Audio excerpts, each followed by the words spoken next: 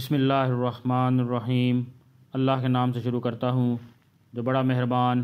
نہایت رحم کرنے والا ہے۔ سورہ بقرہ آیت نمبر 37۔ فَتَلَقَّىٰ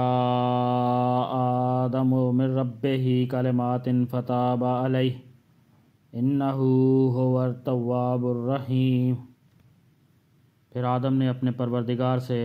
توبہ کے کچھ الفاظ سیکھ لیے جن کے ذریعے انہوں نے توبہ مانگی، چنانچہ اللہ نے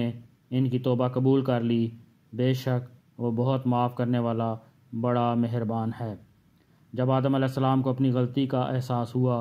تو وہ پریشان ہو گئے، لیکن سمجھ میں نہیں آ رہا تھا کہ اللہ تعالیٰ سے کن الفاظ میں معافی مانگیں، اس لیے زبان سے کچھ نکل نہیں رہا تھا۔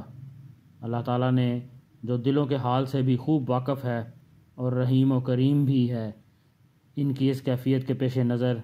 خود ہی ان کو توبہ کے الفاظ بھی سکھائے جو سورہ اعراف میں مذکور ہیں۔ اے ہمارے پروردگار، ہم نے اپنی جانوں پر ظلم کر لیا ہے، اور اگر تو نے ہمیں معاف نہ کیا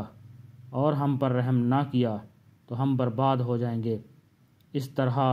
اللہ تعالیٰ نے زمین پر بھیجنے سے پہلے انسان کو یہ تعلیم دے دی کہ جب کبھی نفسانی خواہشات یا شیطان کے بہکاوے میں آ کر اس سے کوئی گناہ سرزد ہو جائے تو اسے فوری اللہ تعالیٰ سے توبہ کرنی چاہیے، اور اگرچہ توبہ کے لیے کوئی خاص الفاظ لازمی نہیں ہیں، بلکہ ہر وہ جملہ جس میں اپنے کیے پر ندامت اور آئندہ گناہ نہ کرنے کا ارادہ شامل ہو، اس کے ذریعے توبہ ممکن ہے۔ لیکن چونکہ یہ الفاظ خود اللہ تعالیٰ کے سکھائے ہوئے ہیں، اس لیے ان الفاظ میں توبہ کرنے سے قبولیت کی زیادہ امید ہے۔ یہاں یہ بات بھی سمجھنے کی ہے کہ جیسا کہ پیچھے آیت 30 سے واضح ہوتا ہے، اللہ تعالیٰ نے شروع ہی سے آدم علیہ السلام کو زمین پر اپنا نائب بنا کر بھیجنے کے لیے پیدا فرمایا تھا، لیکن زمین پر بھیجنے سے پہلے انہیں جنت میں رکھنے اور اس کے بعد کے واقعات کا تکوینی مقصد بظاہر یہ تھا کہ ایک طرف حضرت آدم علیہ السلام جنت کی نعمتوں کا خود تجربہ کر کے دیکھ لیں کہ ان کی اصل منزل کیا ہے، اور زمین پر پہنچنے کے بعد اس منزل کے حصول میں کس قسم کی رکاوٹیں پیش آ سکتی ہیں اور ان سے نجات پانے کا کیا طریقہ ہوگا۔ چونکہ فرشتوں کے مقابلے میں انسان کا امتیاز ہی یہ تھا کہ اس میں اچھائی اور برائی دونوں کی صلاحیت رکھی گئی تھی،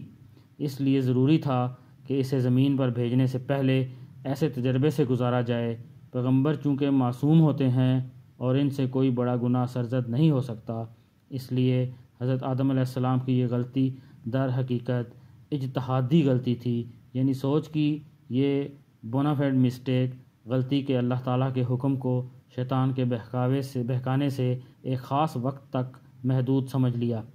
ورنہ اللہ تعالیٰ کی کھلی نافرمانی کا ہرگز ان سے تصور نہیں کیا جا سکتا۔ تاہم چونکہ یہ قصور بھی ایک پیغمبر کے شایان شان نہ تھا، اس لیے اسے بعض آیات میں گناہ یا حکم عدولی سے تعبیر کیا گیا ہے اور اس پر توبہ کی تلقین فرمائی گئی ہے۔ ساتھ ہی زیر نظر آیت میں یہ واضح کر دیا گیا ہے کہ اللہ تعالیٰ نے ان کی توبہ قبول فرما لی، اور اس طرح اس عیسائی عقیدہ کی تردید فرما دی گئی جس کا کہنا یہ ہے کہ آدم علیہ السلام کا یہ گناہ ہمیشہ کے لیے انسان کی سرشت میں داخل ہو گیا ہے، جس کے نتیجے میں ہر بچہ ماں کے پیٹ میں گناہگار پیدا ہوتا ہے۔ اس مشکل کے حل کے لیے اللہ تعالیٰ کو اپنا بیٹا دنیا میں بھیج کر اسے قربان کرنا پڑا تاکہ وہ ساری دنیا کے لیے کفارہ بن سکے۔ قرآن کریم نے دو ٹوک الفاظ میں اعلان فرما دیا کہ اللہ تعالیٰ نے ان کی توبہ قبول فرما لی تھی، اس لیے نہ وہ گناہ باقی رہا تھا، نہ اس کے